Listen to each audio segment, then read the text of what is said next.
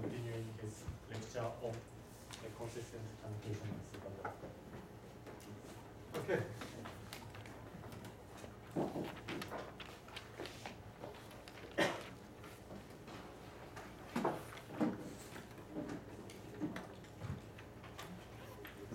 Let me just summarize a little bit.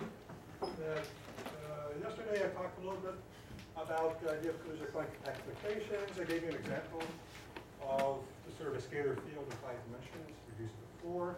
Showed how you can do the same thing with 5-dimensional gravity. You get sort of gravity plus Maxwell plus Diletov in 4 dimensions or lower dimensional theory. Then we also spent a little bit of time examining sort of the number of preserved supersymmetries.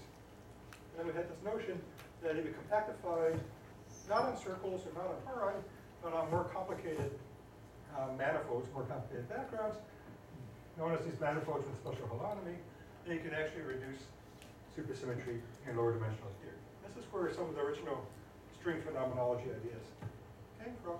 You can start with something like a heterotic string theory in 10 dimension, compactify on the Calabi-Yau complex threefold, and end up with sort of a 4-dimensional n=1 theory, which might have tie into the minimally supersymmetric standard model or things like that. But so far, I focused on the case where you don't have internal fluxes. Basically, all you've done is you have some geometry. You have an internal n-dimensional manifold, you compactify, and you see what happens.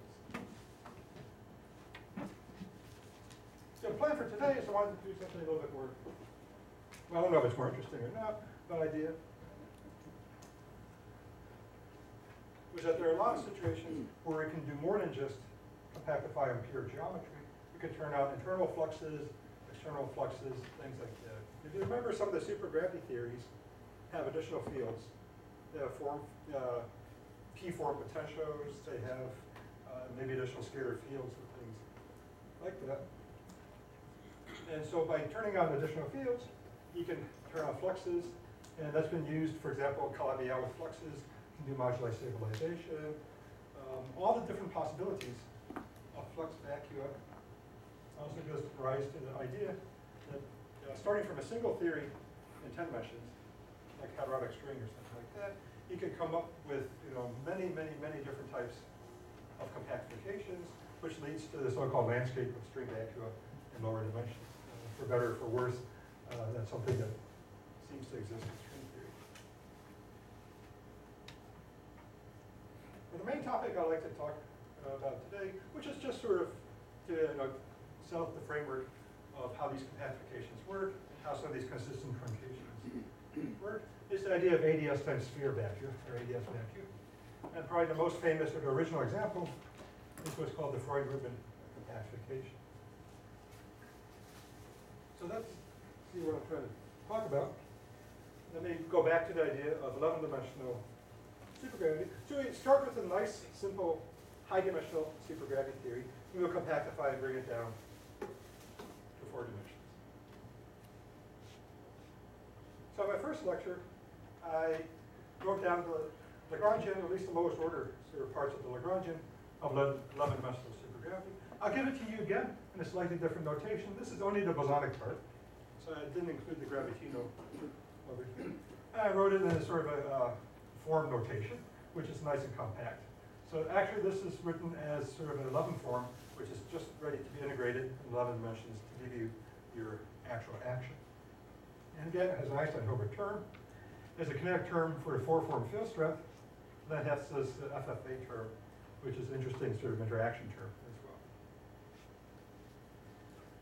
The equations of motion, and remember these are bosonic fields only, is the Einstein equation over here. And it's pretty obvious. You have the Einstein tensor, and the form field serves as a source of stress energy.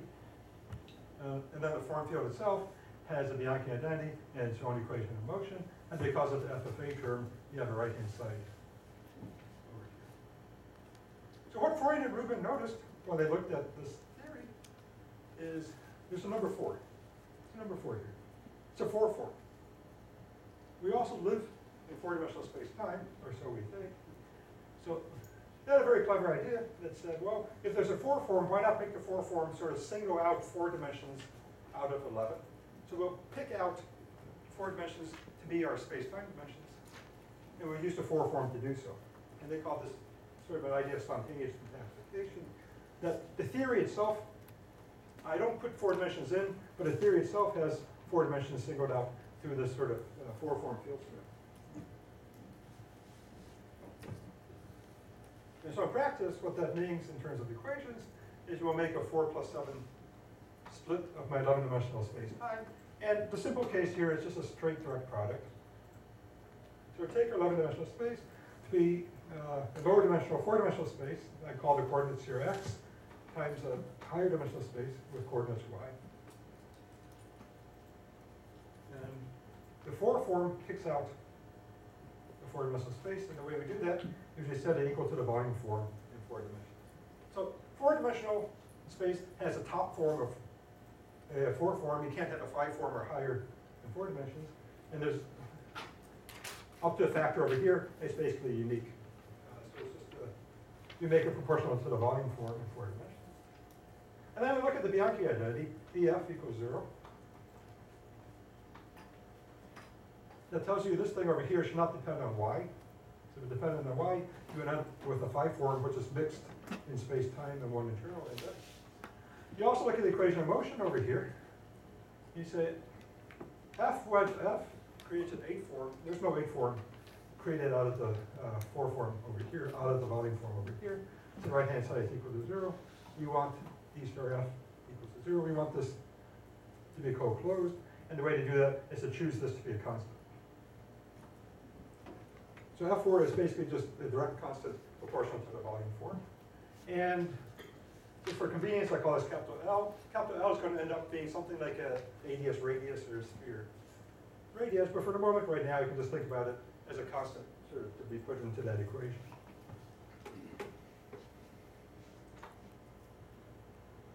So I stepped through things a little bit. I told you the 4 form ansatz was designed to automatically satisfy its equations of motion. That's actually a simple job, and that's perhaps semi-obvious. What's a little bit harder, not too hard, but a little bit harder, is to look at the Einstein equation. And to do that, and if you have the 4 form proportional to the volume form in 4 dimensions, you can calculate the stress energy tensor. And because it's all very symmetrical, the stress energy tensor is either going to be proportional to the 4-dimensional space-time metric or proportional to the 7th sphere, or the internal 7-dimensional metric, Gij. And although the Einstein equation is originally written using the Einstein tensor, if you manipulate things properly, you can write it in terms of sort of the reaching curvature. And so you end up with a space-time component of the Einstein equation, R mu nu is proportional to G mu nu. And with the 7-dimensional part of the Einstein equation, which is Rij proportional to Gij. Well, when you say something like that, this is known as Einstein space, when the curvature is proportional to the metric. And I wouldn't say that ADS times the sphere is the unique solution, but rather this is a maximally symmetric solution to these equations of motion over here. There's a minus sign, which in these standard conventions tells you this is a space of negative constant curvature. Well, of negative curvature, let's say. And that's the anti-de Sitter space over here. This is a positive number over here, which gives you a space of positive curvature. So this is an ADS condition, and this is an S7 condition over here. Now this is where the constant L shows up.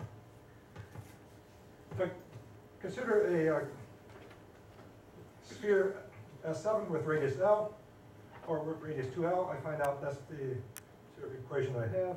ADS with radius L gives you this factor over here.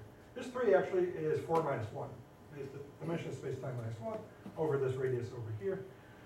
This number here is 7-dimensional sphere is 7 minus 1. This is 6 over 4L squared. 4L squared is the square root of the 7-sphere radius over here. And as I said, the maximally symmetric solution is to put ADS 4 over here, S7 over here. By doing so, I've solved all the bosonic equations of motion. It is a solution to the 11-dimensional equations of motion. However, I can certainly pick other cases where I have less symmetry than the S7 or ADS4. And those cases are interesting as well when we talk about partially broken supersymmetry. Now this was the original FourDimensional idea, with picking the 4 form equal to the volume form in four-dimensional space-time. There's sort of an opposite choice. If you decided to make the 4 form proportional to a volume form in internal space, then you end up with ADS7 times S4 solution. I won't talk about it too much, but if you do 2B supergravity in 10 dimensions, there's a self-dual 5 form, and by turning on 5 form flux, you get the ADS5 times S5 solution. So there's a whole family of ADS4 times S7, ADS5 times S5, and ADS7 times S4. You also have ADS3 times S3 times some internal manifold, as you wish. And we all treat them very similarly from this type of compactification perspective.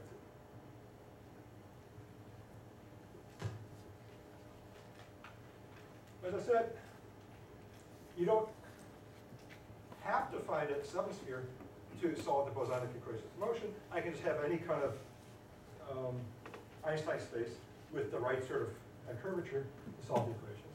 But if I want to preserve supersymmetries, and I want it to be a round subsphere, or something similar to that, and one way to look at that is to examine the Killing-Spinner equations.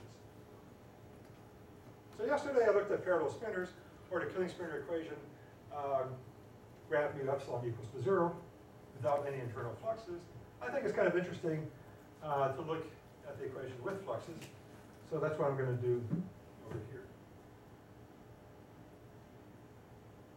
So 11-dimensional supergravity has the 11-dimensional gravitino. It has a supersymmetric variation, which involves the standard covariance derivative plus the 4 form term over here. And let me just remind you, if I'm looking to preserve supersymmetries, I want to find a bosonic field configuration. I want to find a background configuration such that the variation of the gravitino is equal to 0. So I want to solve this equation equals to 0. Well, FourDimensional tells us that the 4 form is proportional to the volume form in 4 dimensions. So I go ahead and just stick this ansatz right into the field strength over here. We manipulate these PQ, RS, and so on indices. This is what you get. You find a space-time components of the gravitino vary this way. Internal space varies like that.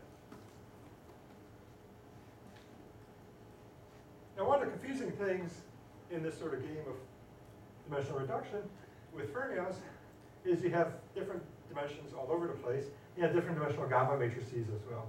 This is 11-dimensional gravitino. These are 11-dimensional gamma matrices, and so I just copy them over here. However, if I think about this as a 4-dimensional components of the gravitino, then I would like to think about that as perhaps related to 4-dimensional gamma matrices. And likewise, if these are components of the gravitino living on 7 dimensions, I should think about that as 7-dimensional gamma matrices. And so I guess what I'm trying to say is that I'm going to compactify the space into 4 plus 7. It's also appropriate to split the 11-dimensional gamma matrices into a 4 plus 7 split. And this is just one sort of simple-minded way of doing so. I can have the space-time components, or the 4-dimensional components of the gamma matrix, written as ordinary 4-dimensional Dirac matrices over here, tensored into some internal identity matrix over here. And the 7-dimensional gamma matrices, I can write with the gamma 5, the chirality matrix in 4 dimensions, tensored some gamma matrices on my internal space over here. And the point is that by having a gamma 5 here, which anticommutes with the gamma mu's over here, I can still satisfy the 11-dimensional Clifford algebra. Now, if you want to know the details about this, it's always a little bit obnoxious because you want to satisfy so-called the Majorana conditions and things like that. So there are conditions on the 11-dimensional spinner, which I won't actually get into just for this discussion here. But just a hint that these things can always be a little bit subtle. Anyway, since I've done sort of a direct product split over here of 4-dimensional gamma matrices times 7-dimensional gamma matrices. Take my 11-dimensional killing spinner and split it up into the 4-dimensional part of it times the 7-dimensional part of it as well. That allows us to write the killing spinner equations in two equations. The space-time part, that looks like that, and the internal space part, that looks like that. So basically, we want to solve these equations one at a time. The top equation here is supposed to give me killing spinners on ADS4. This is supposed to be solved by killing spinners on S7. They look almost the same. This L and L is a little bit different, but that's not completely crazy. The ADS radius is capital L over here. The sphere radius is 2L. So this is really I over 2 divided by the sphere radius. This is I over 2 divided by the ADS radius. And this has an extra gamma 5 here as well. And that's to also flip between positive and negative curvature. So let's look at the 7th sphere just for fun. So here's the killing spinner equation on the 7th sphere. And what I did yesterday was to look at killing spinner equations without the second term over here. The second term came due to the flux. If I didn't have the flux, I wouldn't have the second term over here. But regardless, I can still look at the integrability condition. So this time, instead of commuting two covariant derivatives, I would take this whole object here, nabla I plus IM over 2 gamma I, and do a commutator kind of like that.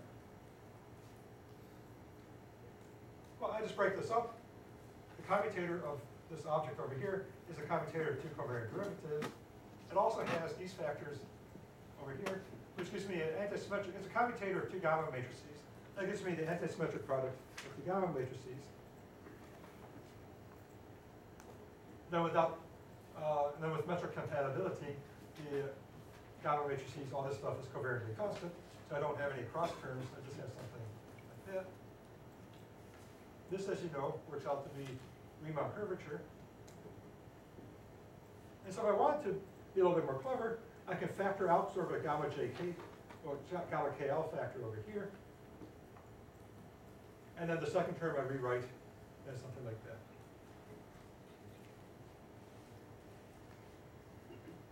If I want maximum supersymmetry, which means I want to have all possible killing spinners eta over here satisfying this equation, then there's a natural way to do it, which is to say this quantity in the square brackets, Riemann minus m squared times the tensor product, tensor structure over here is equal to 0. Which means I want something like that. But this should be familiar as the equation that sort of represents maximal symmetry. So if you have a maximally symmetric space, which is exactly what S7 is, if this is a positive curvature over here, maximally symmetric space like that, and you get S7. So in fact, maximum amount of supersymmetry and the maximally symmetric space is all related together through this integrability condition, like that. You can also, I won't go over the partially broken cases too much, but let me just mention over here that you do not have to satisfy this is equal to 0 for all possible killing spinners eta. If you ask for partially broken supersymmetry, then you only need to solve this for for some parts of your killing spinner equation, and then you start talking about the language of holonomy again, holonomy of this connection over here. And so you can have manifolds of so-called G2 holonomy, for example, that preserve 1 out of 8 out of the supersymmetries, instead of preserving all of the supersymmetries.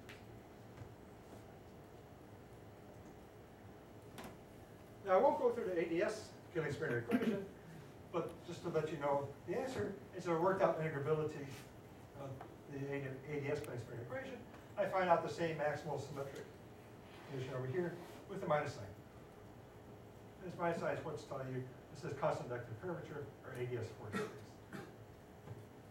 So ADS4 times S7 preserves the maximum amount of supersymmetry.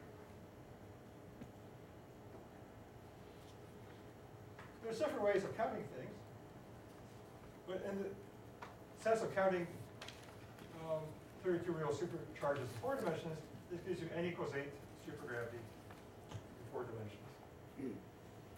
So it's kind of interesting, because if I took 11-dimensional supergravity and I compactified it on a 7-dimensional torus, I get n equals 8 in 4 dimensions. If I compactify it using a Freund-Rubin method on a 7 sphere, I also get n equals 8 in 4 dimensions. One of the theories has a cosmological constant in 4 dimensions, the other doesn't. In terms of the supergravity or the superalgebra, the ADS supergravity here is what's also known as gauged supergravity. And so you can get sort of 2 different versions. You can get sort of the Poincare supergravity by compactifying on the torus. You can get the gauged supergravity by compactifying on the sphere. Well, I want to look at the Kaluza-Klein tower a little bit. And to do so, I'd like to remind you that the symmetries of the lower dimensional theory tend to sort of highlight the isometries of the internal manifold. And so I'd like to think about what symmetries I expect to see in 4 dimensions. And if I have the space ADS 4 times S7, well, I should have isometries of ADS 4, which are classified by SO2, 3, and isometries of S7, which are classified by SO8. So I expect my Kaluza-Klein spectrum to fall into representations of the ADS and the S7 isometry groups. It's a little bit more than that. I have n equals 8 supersymmetry. So if I add supersymmetry, I end up with a supergroup, OSP4 stroke 8. I won't talk about the supergroup, but just to let you know that there is a supergroup, there is supersymmetric algebra associated with this.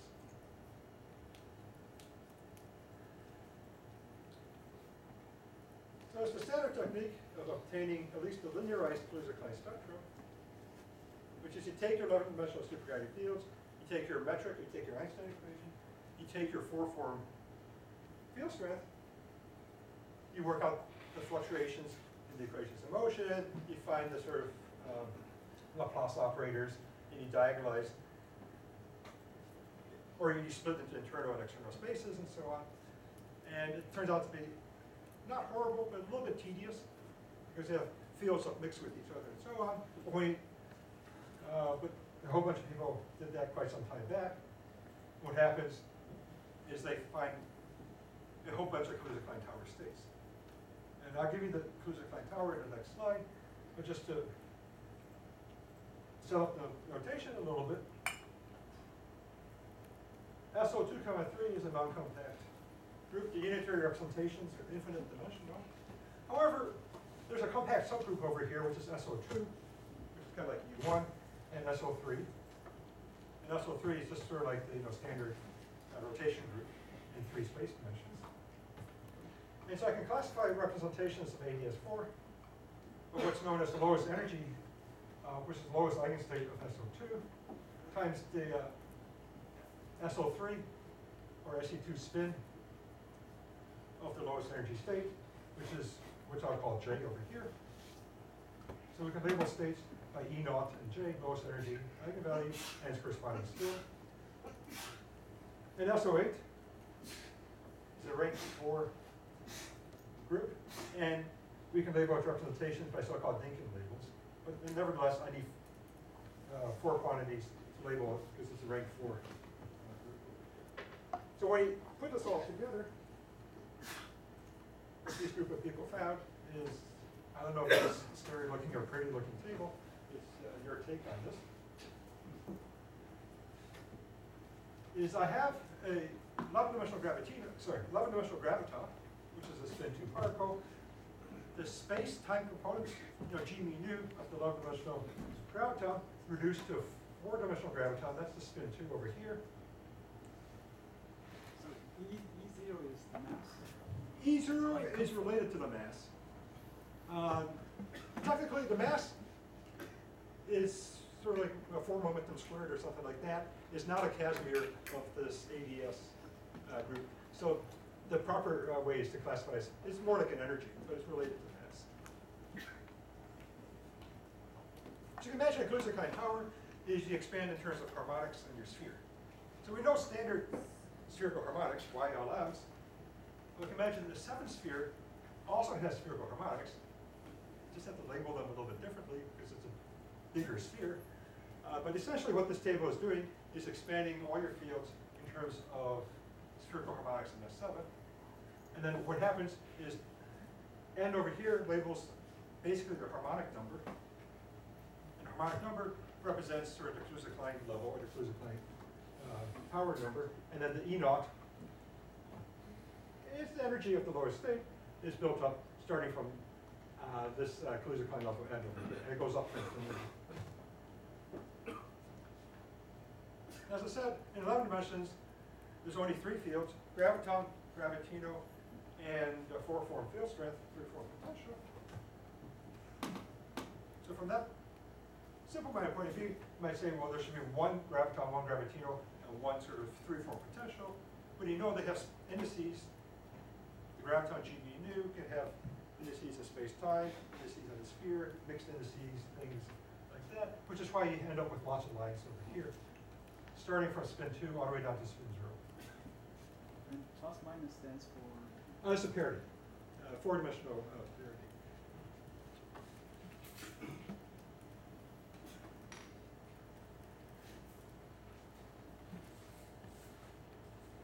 Now, one thing we can do, of course, is to ask ourselves, is it possible to study the massless sector of this theory? Because you have sort of massless states, or zero-mode states, plus the whole Kaluza-Klein tower. And just like in the standard sort of circle reduction, if it sort of wanted to truncate out the mass of Kaluza-Klein tower, you can end up with just a bit of the original Kaluza-Klein idea, that if you sort of shrunk the circle to 0 size, you're just left with the zero modes, or the sort of massless fields in 4 dimensions. So likewise, I can ask, can I truncate this to the massless fields, or the sort of lowest level of the Kaluza-Klein tower in 4 dimensions? So let me just highlight a little bit what I mean by the massless sector. Is the Kaluza-Klein level goes like 0, 1, 2, 3, 4, 5, 6, all the way up. And so the lowest Kaluza-Klein level is n equals 0. And if I put in 0 over here, 0, 0, 0, 0 is a singlet representation of SO8. Spin 2 over here, energy E naught is equal to 3. If I put in 0 over here, I get a gravitino, which is spin 3 halves, energy E naught 5 halves, and the representation here is 0, 0, 0, 1. That's the spinor representation of SO8. SO8 is an internal symmetry. It's the symmetry of S7. It's not 4-dimensional space-time. Nevertheless, this is an 8-dimensional representation of SO8. That makes, from a space-time point of view, it looks like I have 8 different components, which means I have a gravitino with 8 components. I have 8 gravitinos. This is another way to tell you that this is an n equals 8 theory in 4 dimensions. Next slide over here, I stick in n equals 0. I got -1, 0, 1, 0. Well, thinking labels don't go negative, but then there's a restriction and it's bigger than or equal to 1. So I just don't even have this state over here at the n equals 0 Kaluza-Klein level. And you just go down the whole table, what do you end up with? Something like that. So this time I grouped E naught and J together into this sort of D labels, like that. 4-dimensional graviton, gravitino, graviphotons, and spin 1/2 spinners, and scalars and pseudoscalars over here. If I look up the dimensions of these SO8 representations, I find over here 1, 8, 28, 56. If I add them together, there's 70 scalars total. These are just the binomial coefficients. 8 to choose n or something like that. And so that's another way to sort of show you that this actually forms a nice representation of n equals 8 supersymmetry in 4 dimensions. And in fact, this is the field content of gauged n equals 8 supergravity in 4 dimensions. By 4-dimensional supergravity, what I mean is the supergravity thing you would have written down in 4 dimensions without writing down any Kaluza-Klein states. So this is what you call 4-dimensional fields without any Kaluza-Klein states.